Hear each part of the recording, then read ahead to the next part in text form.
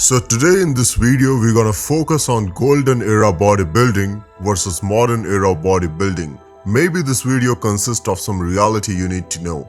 We can remember a time when things were little easier while looking back. Everyone enjoys donning their rose-colored glasses and cult favorites like pumping iron make it simpler to go back in the time. We get to take a look back at the era when bodybuilding was just starting to gain popularity and athletes like Lou Ferrigno and Arnold were competing for Olympia. Back then the Olympia wasn't a big of a deal. The average person had no idea what a bodybuilder was.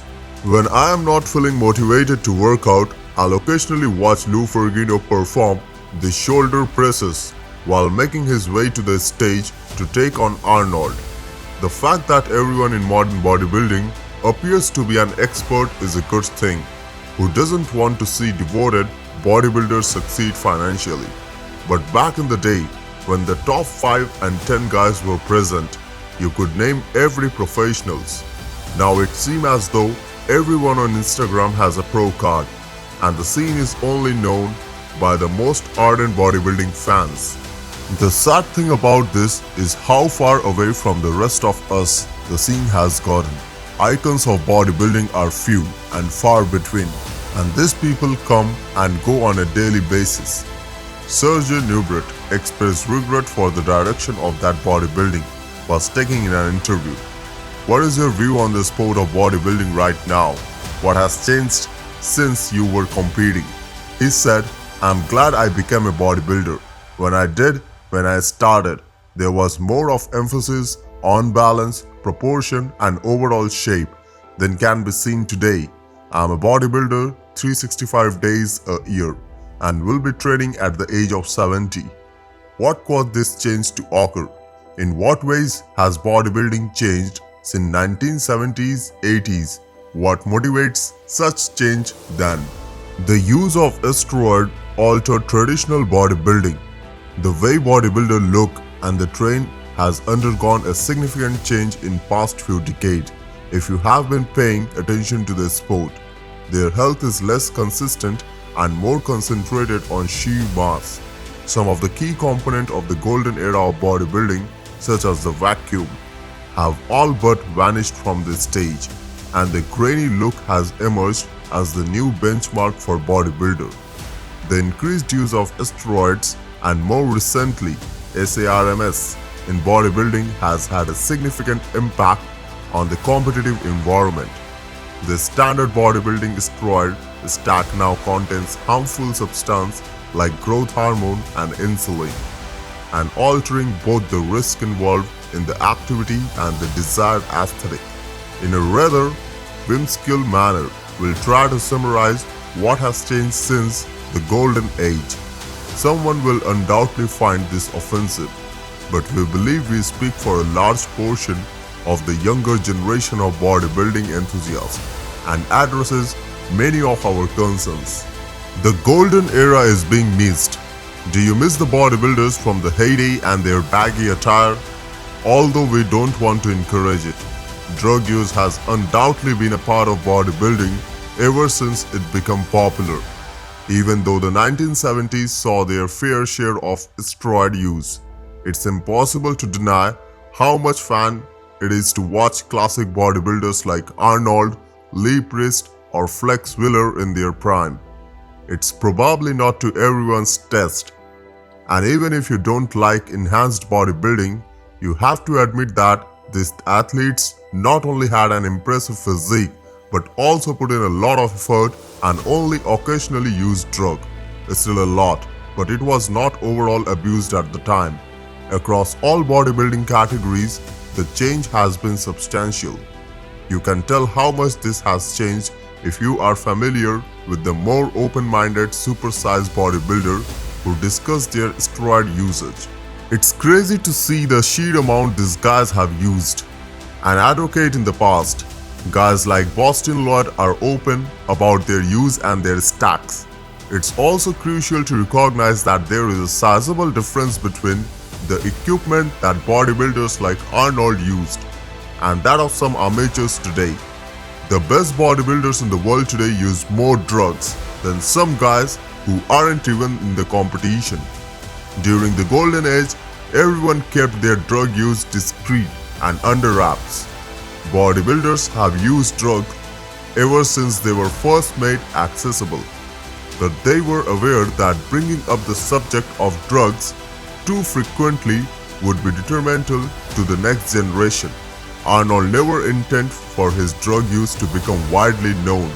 Rather, everything was done on the need-to-know basis. Drug use in bodybuilding is steadily increasing in frequency and visibility. This is okay for those who are open about using drugs, but it does make me wonder if more novice bodybuilders start using drugs earlier because of their accessibility and perceived coolness.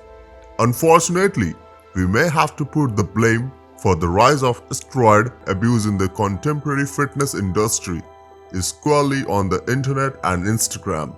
Why did elderly bodybuilders have better appearance? Too many drugs and insufficient conditioning in modern bodybuilding. John Meadows, a professional bodybuilder, talked about how the drug bodybuilders are using and the dosage they prefer are altering the sport.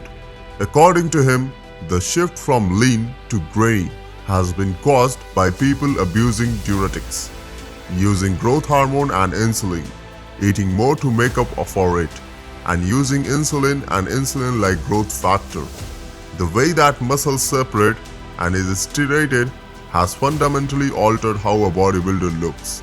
John posts fantastic video and is very active there. You might want to check out his channel because he frequently offers helpful advice to natural bodybuilder in the industry.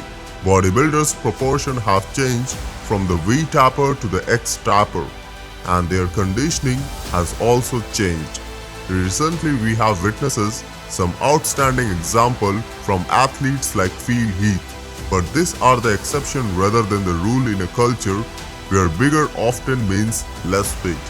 Due to this, winner is occasionally not always the biggest competitor, but rather the one in the best physical condition or with the best genetic muscle insertion.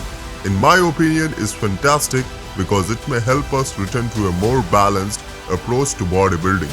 Any human endeavor that has an advantage starts to pick up speed very quickly.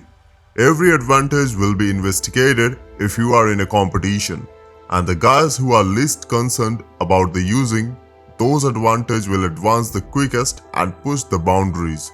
In men's bodybuilding open classes, taking medication like insulin, growth hormone is required. You anticipated that your opponent will take them, giving them a significant size advantage over you. You enter a steroid arm race to outgrow your competitors at all costs. Bodybuilders started to realize then that they need to start abusing them. The result was the attitude of today's bodybuilder, who is the biggest freak out there, who will consume the most drugs. It seems that the majority of viewers are not particularly drawn to this attitude either. The typical fan of physique training wants to look like a fitness model, not like Ronnie Coleman. Bodybuilding is a niche sport for a very specific demographic, and the further away from the average Joe those monsters are, the more spectacle like the sport becomes. This explains the rapid expansion of genres like classic bodybuilding and physique, as well as the reason why the profit of those athletes have increased the most. We have also reached on a saturation point as a result of it. Huge bodybuilders from all over the world compete against one another on the market. Guys rarely have the opportunity to stand out solely based on size. Ronnie Coleman and Kai Green have accomplished it, but Phil Heath's dominance suggested that being the biggest guy is no longer as impressive.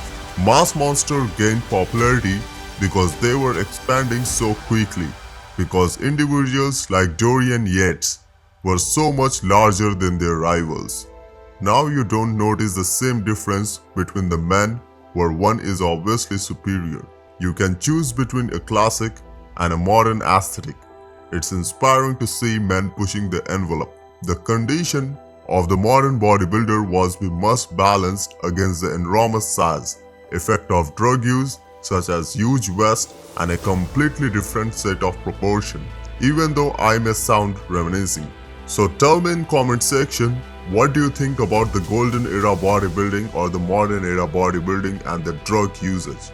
Let me know your thoughts and subscribe our channel AVM Power for future bodybuilding update. This is for the day. We'll see you in next video. Till the time, stay motivated and stay fit.